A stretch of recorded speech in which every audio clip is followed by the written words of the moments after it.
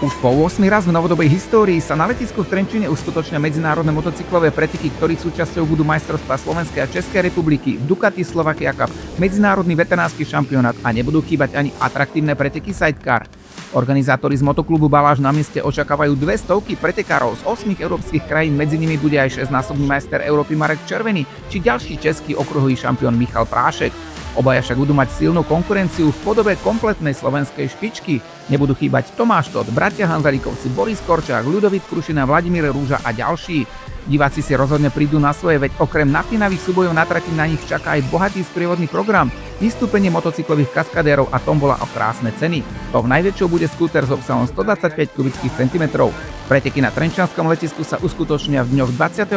až 30. augusta.